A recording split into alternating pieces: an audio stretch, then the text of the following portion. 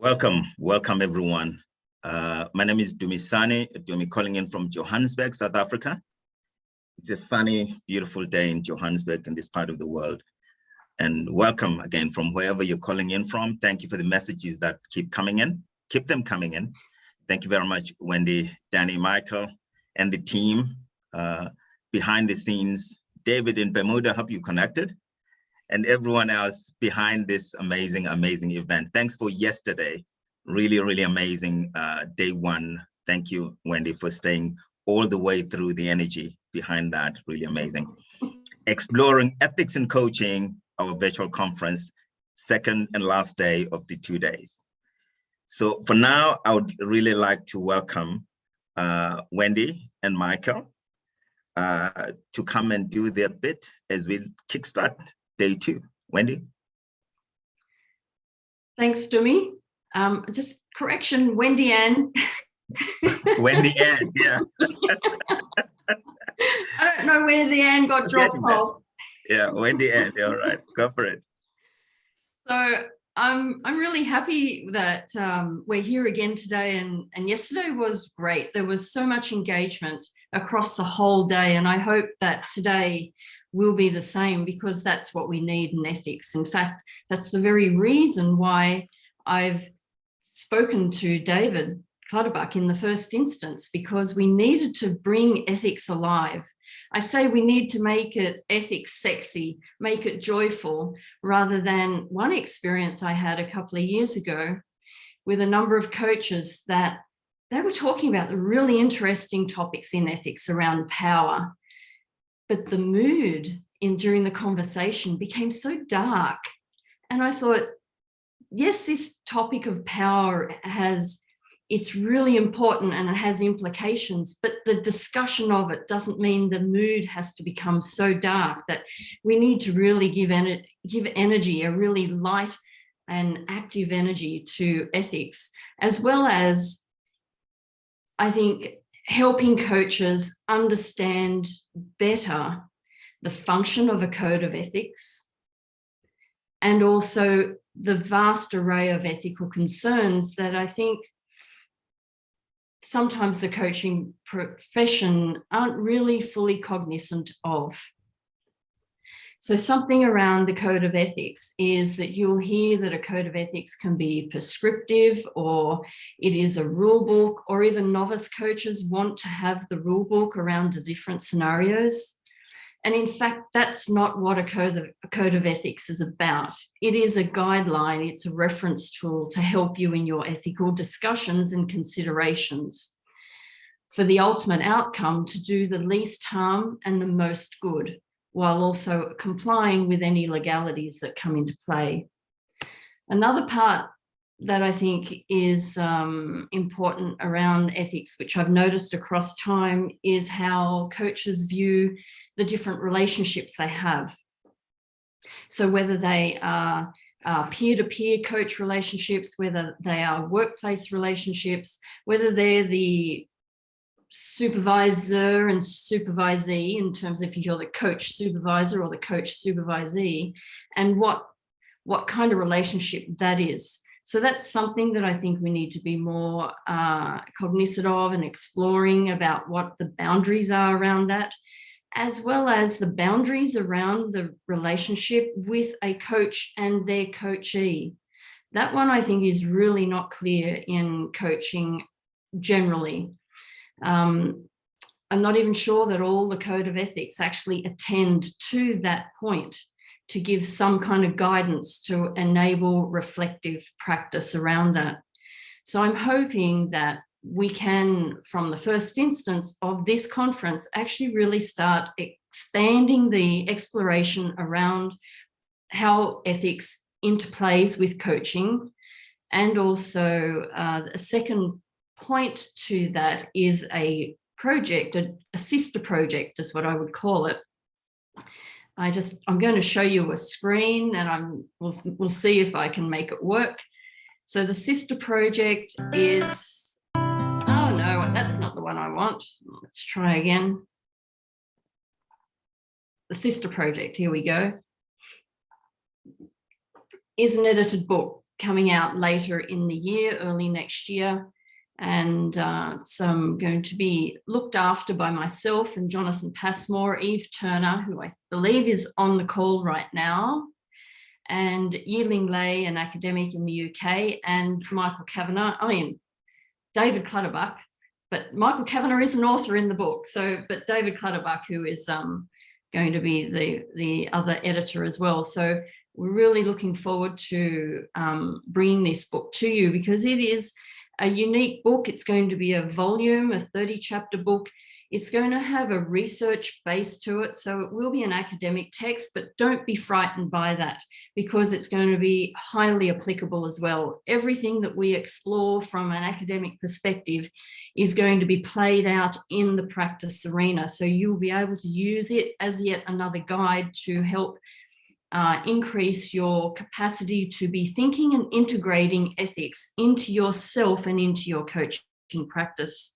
So I'm really looking forward to getting started. I think in editing this book, we'll be doing that after the conference in a couple of months. So is there anything, Michael, I'm going to bring you in now. Is there anything you want to add around the messaging of ethics in coaching? Because I know that you head up, well, you are part of the academic crew at the University of Sydney, the first coaching psychology unit in the world, bringing, I think it's a master's you do, is that right, Michael? That's correct, yeah. Yeah, and I know that, for example, because it's a coaching psychology unit, I know that it's heavily based in the science of psychology, and I have no doubt has a strong ethical component all throughout its training, given this is, referring to my own training as a psychologist in the old days. So you got any comments to say? Yeah, firstly, we don't actually do any ethics at all. We're not very ethical people where we are at Sydney. No, that's not true. That's not true. I think two broad approaches to ethics, this notion that we have ethical codes, it's an important thing. But the other thing is that I think ethics gets transmitted through the way that we do our work. We teach each other and learn from each other about what is ethical behavior by the way we operate. And I think that's really important. So one of the questions I guess I'd have for people today, as you guys are, sorry, I've got to admit someone. I can do that while you're talking. Double timing for admitting. One of the questions that I'd have is, how are you going to show up today?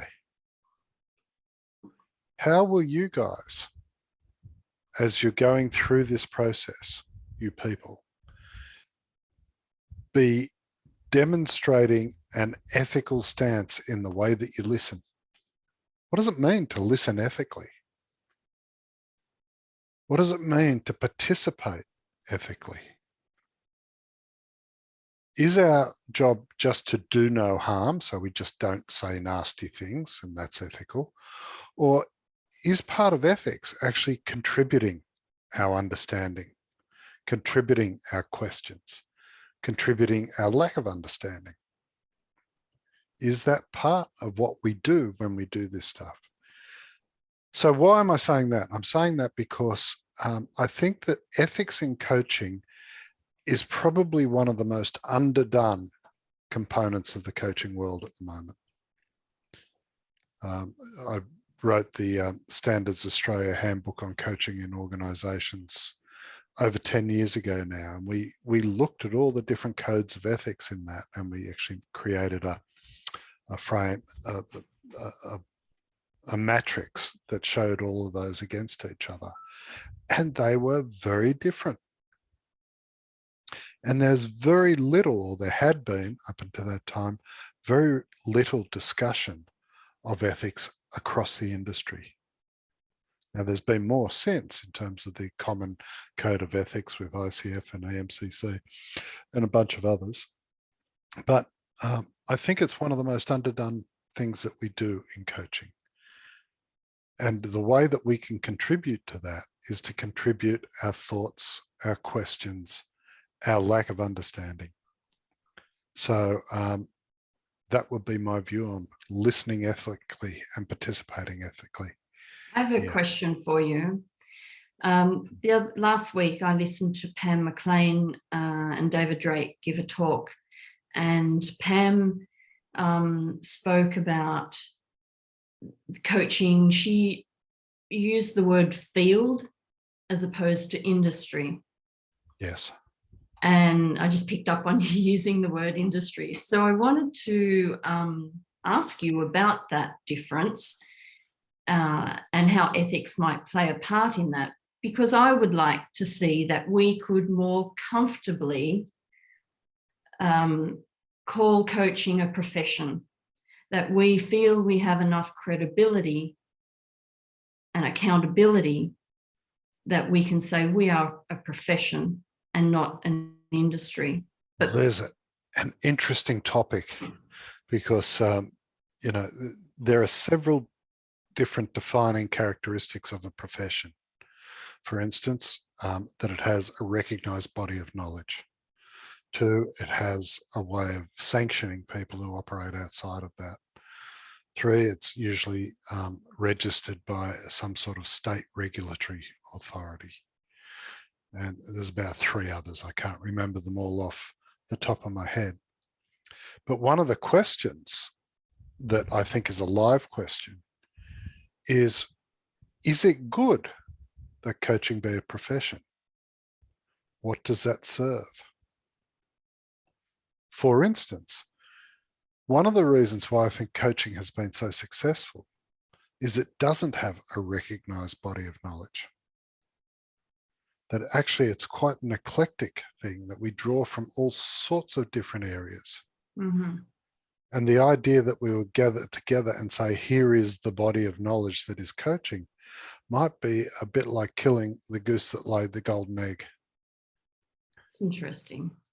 So there's a real interesting conversation to think about coaching as, you know, do we really want it to become a profession, or is it better being a field of practice or an industry?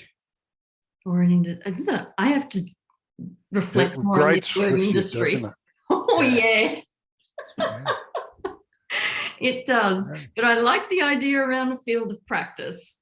I think that's Sure. a really nice alternative. So an interesting ethical or reflective question is, what is it that grates on us when we say the word industry?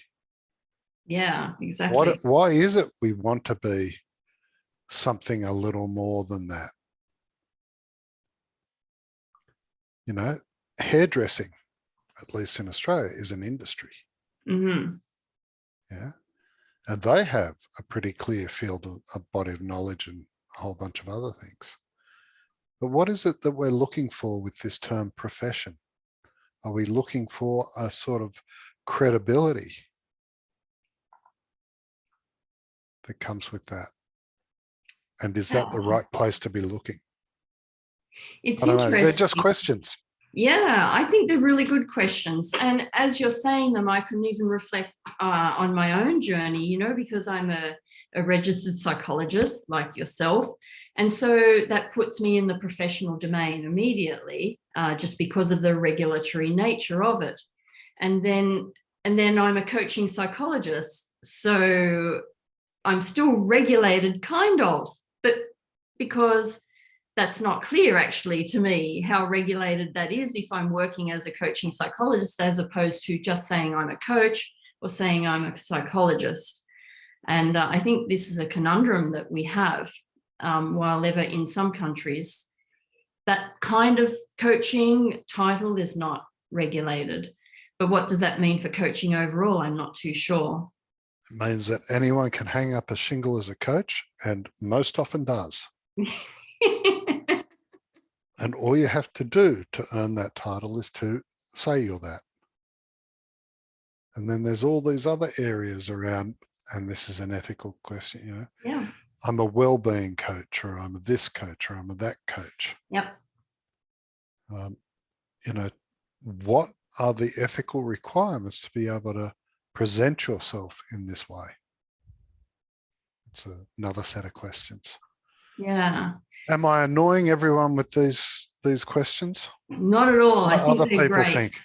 I think they're great. And there's something else that's been on my mind around ethics as we've been pulling together this conference and exploring it more, is around the accountability of coaches who then provide training of coaching, and how much accountability they have to be sure that there is sufficient ethical education in those trainings, and who's going to be regulating that and overseeing it. And I think this has the potential to actually help the coaching field of practice become a bit more, ethically minded, like consciously ethically minded. I'm not here to say that coaches are not ethical. That's not what it's about. But I'd like to bring the consciousness of it to the fore rather than in the background. So what are your thoughts on that? I know that in Sydney you have ethics running all the way through it, but just generally for the coaching community. Well, generally for the coaching community, I guess one of the positions I take around ethics is that everything has an ethical component. There's no action that we do that doesn't have an ethical component. And that's one of the problems I have with codes of ethics, which try and sort of say, here are particular, actions that need to be taken and don't need to be taken. I think ethics runs through everything that we do. And as coaches, it runs through that. And as teachers, it runs through that. And so the notion of being a reflective practitioner, I think, is really important. And we need to reflect on not just what we do and its efficacy, but also its consequences. And what are the unintended consequences there? What do we look at and what don't we look at? I mean, right now we're living in a world where Russia is invading the Ukraine. Yeah. Just, think about the ethics of leadership. Mm. And I guess one of the questions is, in all of these situations, coaches are there. We have coaches coaching people in the military. We have coaches coaching people in leadership roles. We've had coaches coaching people in all of the companies that created the global financial crisis. We've got coaches in all of the companies that are contributing to global warming. What's our ethical responsibility there? And what's the ethical responsibility of people who teach coaching to help people see their ethical responsibility in those other places? And it's interesting that you mentioned that, because, some people might think about that question and say, okay, coaching someone who is part of a military force, for example, that is engaged in an activity that is contrary to my values, my own personal values, or even maybe to the broader society values. And so I shouldn't be coaching them.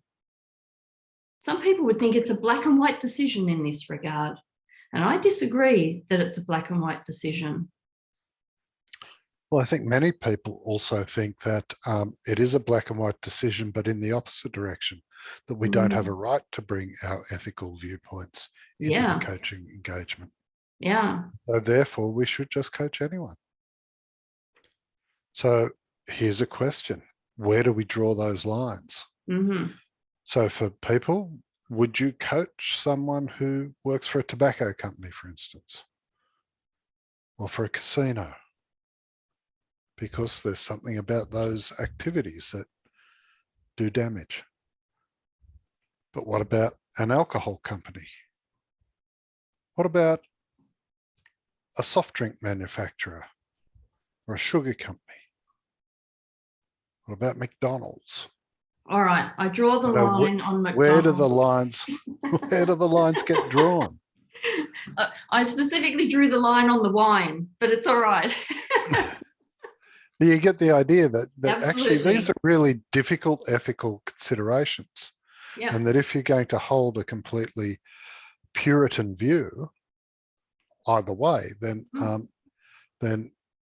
there's almost no company on the planet that isn't involved in doing something that has unintended negative consequences. Yeah. So we So think the question about becomes, just a moment, the question becomes not whether we coach, but how do we coach in those places? And That's what does nice. ethical coaching look like? Sorry, I'd never expected to be engaged in a conversation like this morning. No, but isn't it great? So thank you for joining us. But, you know, I always see ethics in terms of looking for all your options and going, what's going to do the least harm and the most good? And I make decisions accordance to that, while also being within the realms of any legal constraints that might come into place. Yeah.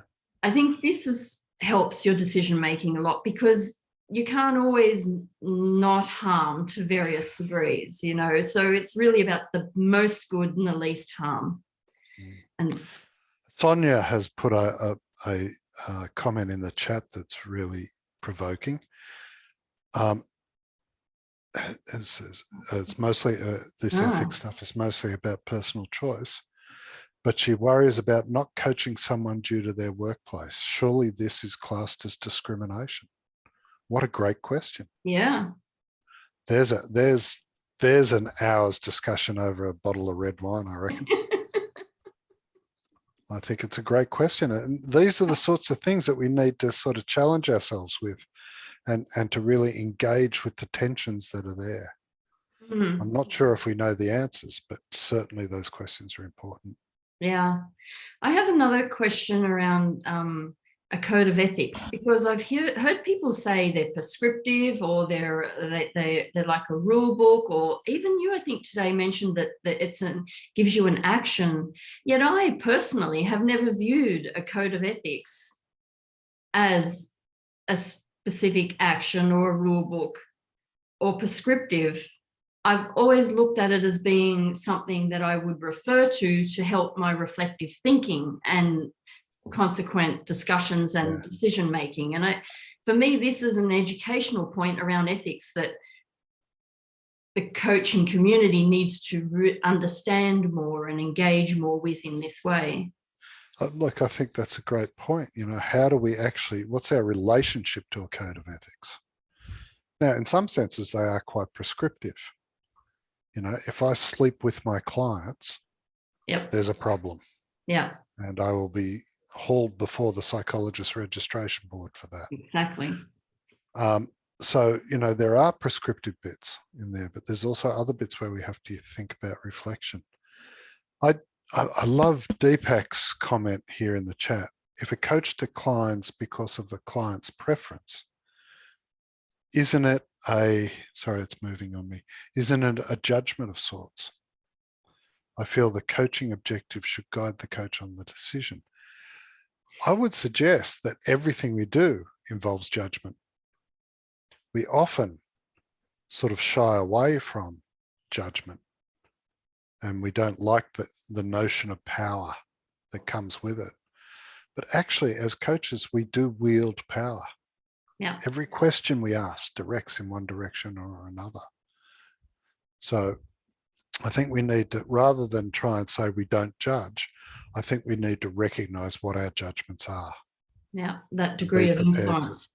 Yeah. And be prepared to sort of to defend those judgments. Yeah.